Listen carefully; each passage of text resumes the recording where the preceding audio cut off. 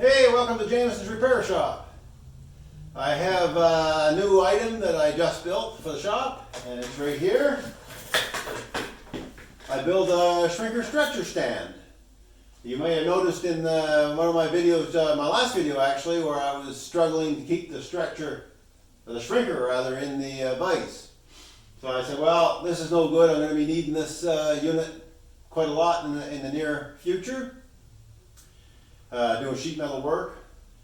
So I decided to build myself a stand. This stand is built out of basically recycled or reclaimed materials. We have in here the pedestal and the base. They're 3" by 1/8 tubing. The top plate is 3/8 thick plate. These tubes came off of some racking I bought. These are 1" tubes.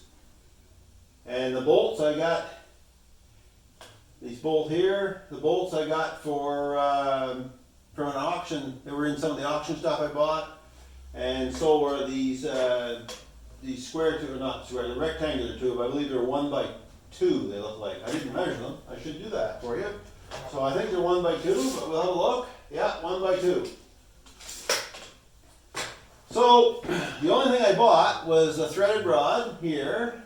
Oh yeah, and these are, this is reclaimed metal here on these turnbuckles. I just made one great big long turnbuckle, so I built 4 ends. Now I did buy the threaded rod, and I bought a few nuts. I bought these springs. These springs are for a trampoline. I paid $10 for 12 springs at Canadian Tire here in Canada. So, I mean, trampoline springs are pretty common around, so I don't think anybody would have any trouble picking them up at Wally World or any place that's, you know, a big box around. So I'll bring you in and we'll go over some of the stuff that we have here. I want to keep this video short though, so I'm just going to go fairly quickly through it. And then we'll do a little demonstration and maybe pull a jaw off. Probably the shrinker jaw, doesn't matter. Well, I'll pull both off because if you haven't used shrinker stretchers, maybe you don't understand how they work inside. So let's come a little closer with it and we'll have a look. Okay, take the jaws off. These is very simple. There's there's 2 just little thumb screws on each side, and these are Eastwood units. I think these could have been made better. They're just plastic. I think they could have made them out of steel. Wouldn't have broke the company any. So then you just have this little wire bail that goes over the top, and then you just pull the jaws right out. And they recommend blowing these out after using them a while, and the recommendation is to blow them out and then lubricate them, so I have done that already. And this is the shrinker, so how it works is the metal goes in here, and then these are pulled together by pressing down on pressing down on the top. So you'll see there like that. So when the sheet metal will go in this hole, this slot, and when it is, it's gathered by these 4 sets of dies, and then as this is pushed down, because of the angle of the milling on the machine, it draws the metal together. I hope that makes sense.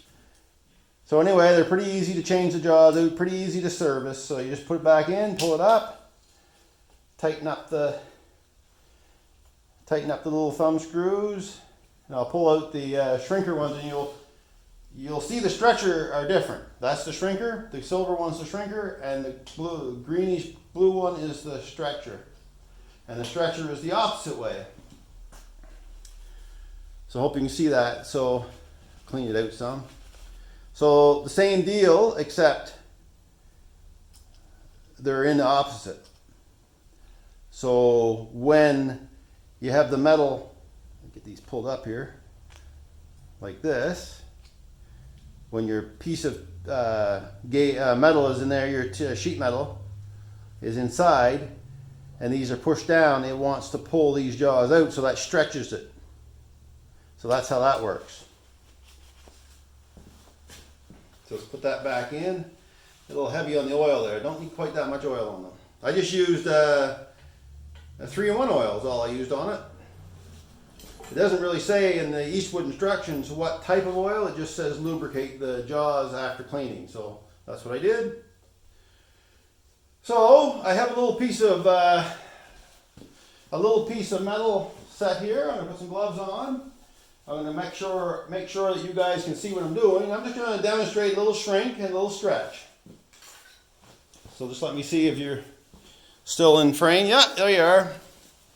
Alrighty. So I got a piece of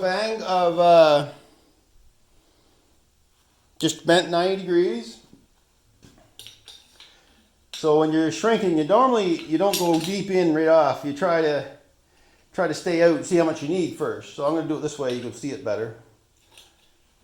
So then, just a little push like that, and you'll see pretty quickly how fast it bends that metal. It doesn't take a lot, see? So this is excellent stuff for making like flanges and all that jazz. So that was just like what I say, 4 pumps I did on that. Very straightforward. And this is working really nice. I'm very impressed with it. So let's just go around to the stretcher side and see what we can do with the stretcher. Hopefully I don't beat you around too much on the moving. So the stretcher's the same deal. You put it in a little bit. And the only thing I can say with the stretcher is you can tear the metal easy. So you have to be careful with that. Shrinking's not a big deal, but the stretching can be a different story. And I'm hardly pushing on this. I'm going to do this a little bit extra because I want to show the S figure on it.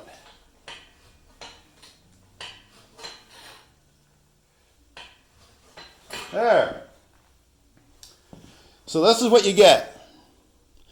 And how your piece looks in the end is how much you do of it and where you do it. So it's a bit of a skill for sure. The only thing with stretchers, they do mark up the metal, so that's something you have to be mindful of. Now these are shallow throat stretchers and shrinkers. There are deep throat ones, which I would like to have a set of the deep throat ones, but I don't. Maybe down the road. For now, this will do me. The deep throat ones allows you to stretch a lot farther in, so it's great for doing body panels and stuff. Let's shrink a little here. See if we can get a different configuration on it. See what that looks like. So now I'm using. I've got the S like this. Hopefully you can see that. Yeah.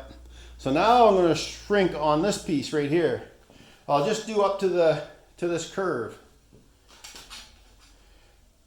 I'm going to start out a ways, about halfway in on the jaws. We'll see what kind of effect it has on it. And it's still going pretty easy.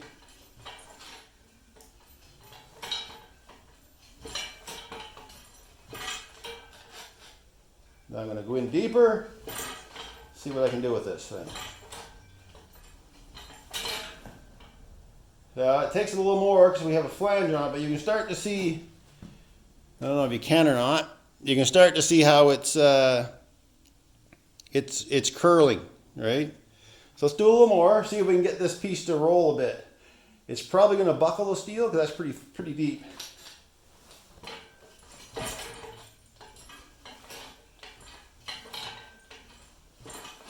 Yeah, it's starting to buckle the piece. But I'm getting a curve on it, and that's what I was trying to do there. All right. So you can see how it turned up. So you can get quite interesting patterns if you take your time. So there now, we had a little demonstration of what's going on. I just wanted to thank Troy at Sizzle073 for inspiring me to get out some of my sheet metal tools. So he was the one that started me on the bench brake in the background there. I don't know, you won't be able to see it, but it's on my bench. Also, Morgan at Wild West Garage, he built himself an English wheel recently. Go watch his video on it. He does pretty good work. Yeah, and he pushed. No, he didn't push me, but he did mention about using my English wheel, the one I already have, and just modifying it and getting it up and going. So that was a good motivator as well. Thank you, Morgan, and thank you, Troy. So now I have the shrinker stretcher set up nice and easy to use. I don't have to dig it out of a box now and set it all up in a vise and struggle with it. It's right there. I mean, obviously, I've only just used it today, so who knows what'll break on it. Hopefully nothing. It seems to be very solid. The only thing I did know, it does rock because it's the floor here is not perfectly even. So I'm probably going to have to put maybe a weld washers on every one of these outriggers on the bottom, and just to kind of shim it up, and then I can move it anywhere in the shop I want. But it's a solid rig. It's just that it's rocking on the concrete. Anyway, rambling on too much already about this little project. I'm pretty happy with it, and I thank you guys for coming along and inspiring me to make these things, for the ones that have, and also the great comments I get from the subscribers. I love it. Thank you very much, guys, and we'll see you in the next one.